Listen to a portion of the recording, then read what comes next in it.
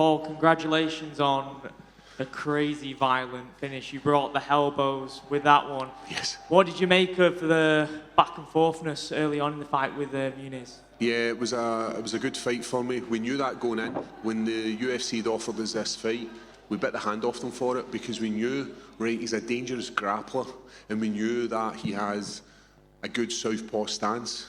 But we knew, in my team, James Doolan, that we had his number. We knew heavy right body kicks, using loads of feints, and what we found was he was biting onto every one of the right body kicks. What that did was it opened up our ability to get in nice and deep into his legs, take him down. I just watched the replay back there. It was a nice big dunk, lift him up, slam him, and then from that he tried to like peel me off with like a can opener kind of thing, and that resulted in me getting on that top mount, looking for that dash, dropping the elbows. It was a good fight. He was rushing forward, what we expected.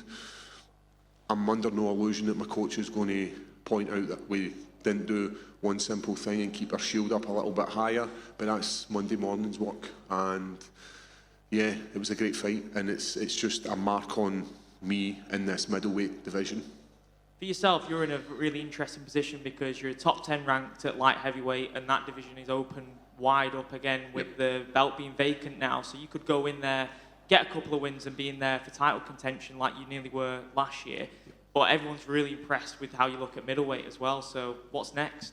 Yeah, we aren't done with light heavyweight, and we're just starting at middleweight. We will do both, and it's where the fights are. If the fights are at light heavyweight, then we'll take it.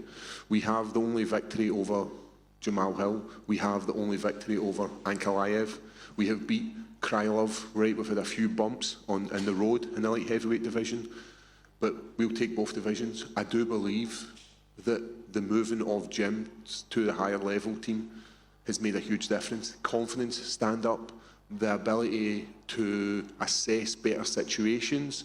One of the things James says is soft knees, good eyes, and I could hear him saying that in the corner, and it works so well. And as he came in and he was giving me advice, and he's like, Paul, you see everything coming, because we've worked on it for 6 months, we've worked on movement, we've worked on controlling that distance, and that showed in the fight, right? We made a few mistakes, and it's hard, only 6 months of drilling, but we need to, what's happened?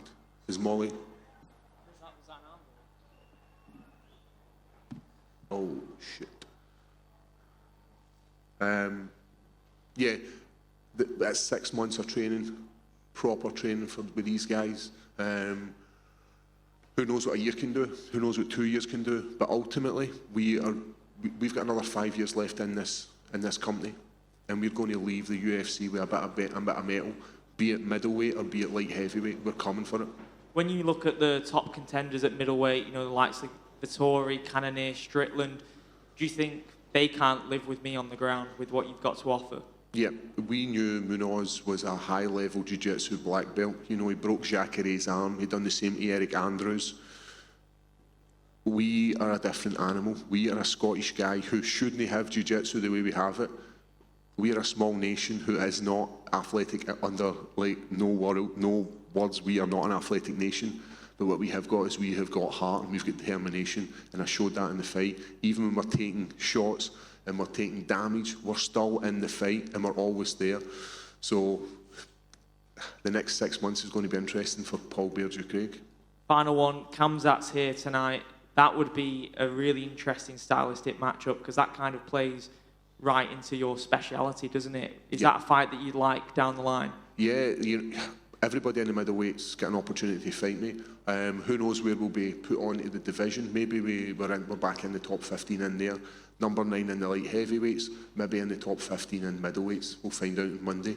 But anybody in front of me, that's who I'm looking to take on. And if it is Khamzat and he takes me down, there's a good chance that he's going to get triangled. My jiu-jitsu, I never had faith in my jiu-jitsu, and it's starting to build up. You know, people say Paul's a good jiu-jitsu, but you'd always doubt your abilities. And this fight here was one of the ones where I was like, right, if I'm a jiu-jitsu guy, I must be able to defend, and I must be able to attack, and I must be able to win fights. I'm a jiu-jitsu guy who is dangerous in MMA. Well done on the win. Thank you. Paul, just over here. Hiya. You know, being at middleweight, what kind of impacts did you feel in there in terms of physically? Yeah, if you looked at me yesterday, it was going for Skeletor to He-Man in a couple of hours. I was very drawn. You could have grated cheese on my cheekbones if they were that pointy. But it definitely made a huge difference making that cut. As a light heavyweight, I wouldn't cut much, maybe a couple of kgs. The whole camp, I cut about 12 kilograms, which is massive. It's massive if you do it without a team that I've got. I've got guys like Adam from Enhanced Performance, who's doing all the science of how to improve me as an athlete.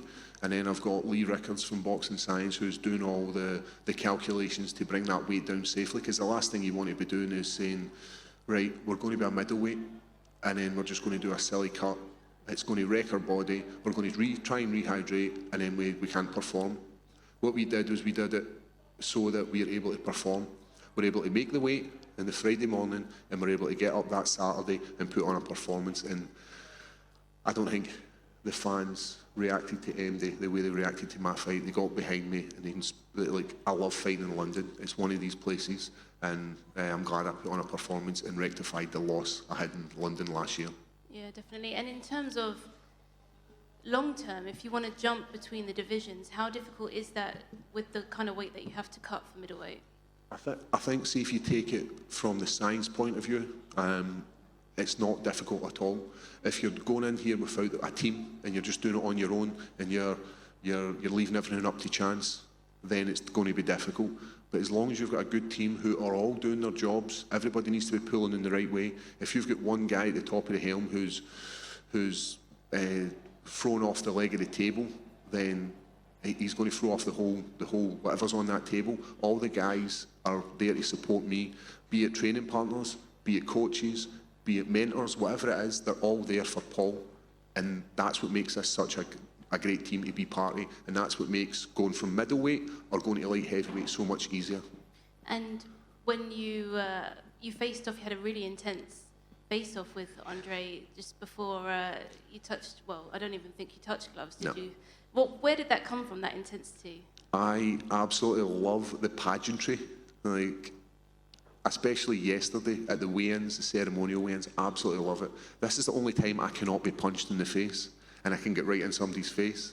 I love controlling the octagon. I love putting on a show for fans. So when I walk into that middle of that octagon and he decides to walk in, there's no way I'm backing down. I've got the whole of the UK behind me. He's got nobody. He's one lone survivor in that octagon, and there was no way I was backing down. And it was brilliant, and I could hear the fans going wild for it. As I said, pageantry, this sport is about entertainment. You don't have to be the best fighter in the UFC to get the fans going. And talking about the fans, you know, you always come out with the war paint for the weigh-in. Someone also who did that was Chris Duncan. Yep. You know, you were the first to do that. Did that bother you at all? Do you mind that? And obviously you're both fellow Scots. No, I've had a bit of back and forth with him, and made it you copy me, but it's not. You know what? Both of us are passionate, both of us are Scottish, and both of us want to do it. But what I said to him was, accept no imitations. There can be only one. You know, like Highlander, there can be only one. And do you think it's time that the UFC came back to Scotland? I would absolutely love, we've got myself, we've got Joanne Calderwood, we've got Chris Duncan, we've got Casey O'Neill, we've got a whole host of Scottish fighters. They would sell out the Hydro, and I would love to be a main event in that Hydro. Like, I have been in the co-main once in my life. I've never been a main event, and I believe that I could sell out the Hydro on the back of Paul Craig as a middleweight. And when do you want to get back in there? As soon as possible. I love this sport. I'm not injured. Got a bloody nose. That's about it. A couple of little scratches on my elbow. But as soon as the UFC give me a call and say, listen, Paul, you're fighting in X, Y, and Z, I'll be there. Thank you. Congrats. Hi, Paul. Just over here. How you doing? You spoke before the fight about wanting to, you spoke about the Johnny Walker fight, and when you looked across the octagon from him, he looked massive, and Yep. you wanted to be you wanted to be that guy coming in here, dropping down to middleweight. Did you feel like that in there? The question is, did I look like that? Was there a noticeable difference in size? You look great. Yeah, I felt great, and especially like if you compare me to stepping on the scales on Friday morning at 9 o'clock to stepping on the scales at the ceremonial weigh-ins about 7 o'clock, there was a huge difference. And then if you look at me walking into that octagon, like, it's amazing what a few hours can do, and a little bit of rehydration. It's amazing what the body endures, be it cutting all the way down and losing all that moisture in your body and then just ballooning back up and feeling good in your own skin. You also mentioned that you expected to balloon up by about 30 pounds. Do you know how much you weighed in there tonight? When we checked our weight before we left, we were 97 kg. So we made 84.5 kilograms.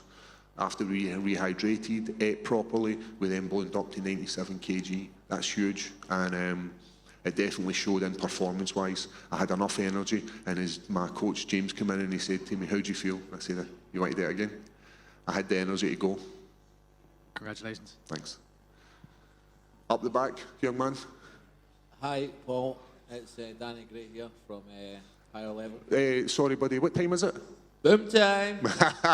Just a quick question. Who do you think's stronger in the gi? You or me? If you are grabbing my gi pants and it's Toriado, it's you every day. Cool. Thank you.